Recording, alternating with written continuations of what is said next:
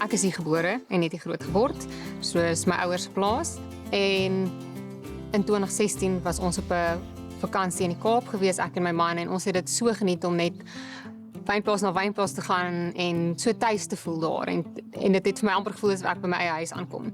En hier in hierdie area was daar niemand wat regtig so iets gedoen het nie. En ja, ek het on 'n whim besluit, okay, melkbokke. Hoekom nie melkbokke nie? Dit was 'n baie vinnige en impulsiewe keuse gewees. Die een oomblik nog gedink melkbokke en regtig 'n week daarna toe het ek die eerstes al opgelaai en gekoop. So die gastehuis was eintlik eerste. En ek dink my ma het toe al haar kinders uit die huis uit was, sy nou so klein bietjie die leenes-sindroom ervaar en my ma is nie iemand wat stil sit nie. En toe het sy die gastehuis opgesit. En ek dink dit is ook wat my so half 'n voet gegee het om in te kom en hierdie te begin. Maar die gastehuis is baie noukeurig uitgesit met antieke meubels. Dit gee jou daai plaasgevoel, soos 'n huis. Ons is almal saam hier, maar ons probeer om uit mekaar se besighede uit te bly. Die een doen dit, daai een doen dit. So ons poog om elkeen sy aparte ding te doen, maar hier en daar vervleg ons besighede met mekaar. So ek doen die kaasery en die bokke en die beeste. Dis my besigheid in die restaurant. My broer het skape en dan ons nuutste toevoeging is die varke wat so half 'n uitvloeisel is van die kaasery wat 'n afvalproduk het wat die varke kan eet. En dis die eerste ding wat ons nou saam doen. Wat die Boeties en ek het 2 broers en ons doen dit nou saam, maar die belangrike ding vir my om te sê as kind, en ek seker my broers kan dieselfde sê, sonder ons ouers sou ons nie gewees het vandag nie. En ja, my pa veral wat elke liewe dingetjie wat op die plaas is, gaan deur sy hande en bou hy self. Hy's die handigste mens wat ek ken en dit maak dit vir ons bekostigbaar, maar dis meer as dit maak dit vir ons ongelooflik spesiaal. As jy nou kaas wil maak, dan soek jy die bok wat die meeste melk produseer en daarom het ons die Saanens gekies. So toe ons 10 jaar terug die bokke gekry het die bokke uit verskillende dele van die land uitgekom, maar onder andere De Rust in Oudtshoorn en De Aar. Oor die afgelope paar jaar was dit ons groot fokus om te sê, okay, kom ons kry hierdie bokke so weerstandig as moontlik en so gehard as moontlik. Ek het nie te veel produksie gejaag nie te veel gekyk na dit nie, maar meer gekyk, is jy gesond en produseer jy gesonde babas en is jy siekteweerstandig en dan bly jy in my kudde. En na 10 jaar voel ek hierdie bokke wat hier is, hulle is nou Vrystaatbokke, hulle is Clarensbokke en ek dink die uitdaging is nou minder. Dit was baie op 'n tyd, ja.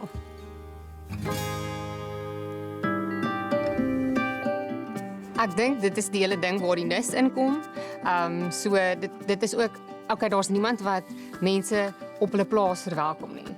Great, maar wat gaan ons nou eintlik vir mense in die Vrystaat bied op ons plaas, wat anders genoeg is dat mense actually sal belangstel om te kom proe. En bokmelk kaas is een van daai goeders wat mos maar eintlik is vreemd. Dit is nie, baie mense ken dit glad nie. Ek onthou die eerste keer wat ek dit geëet het, ek was al getroud en my skoonfamilie het dit daar uitgesit en ek so bokmelk kaas. Melk mense bokke en dan, maar ek meen dit was 'n revelation want toe ek dit proe, sê ek soos, dis die lekkerste ding nog ooit. So Baris Banger het in September 2017 sy deure oopgemaak. Die idee was so half, okay, hier is nou 'n klein restaurantjie, want dit was ook 'n ander, waar gaan ons produk verkoop? Ons het nou die produk, maar ons het toe agtergekom, is nie so maklik om die produk te verkoop nie, so ons wil dit nou van die plaas af doen. En maar toe sien net soos 'n oop stuk veld hier gewees. En toe sê ek, maar dit sal nou lekker wees as hier 'n ou groentetuintjie is.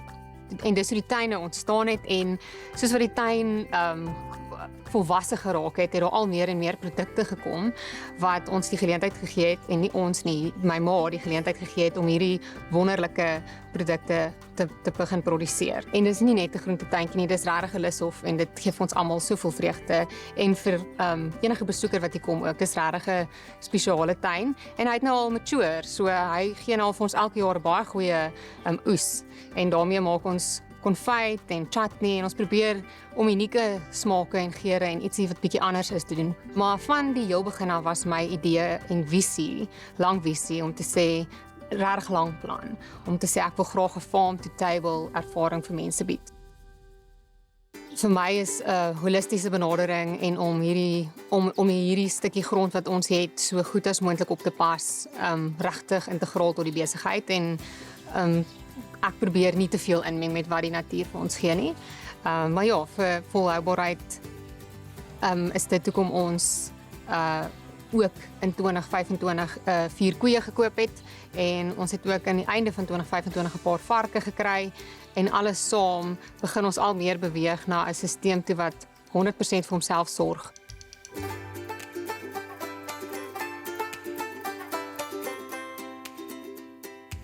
Ek voel baie opgewonde oor die volgende 5 jaar en ons het planne wat baie binnekort gaan afspeel, waar ons regtig daai farm to table ervaring 'n werklikheid wil maak. Waar mense gaan kom en hulle gaan 'n feesmaal kan kom geniet wat alles van Bares afkom. Dit is 'n klein bietjie groei in die restaurant, maar ook baie groei op die plaas en dit wat ons hier gaan doen en dit wat ons hier gaan verbou. So ek is baie opgewonde oor die volgende 5 jaar.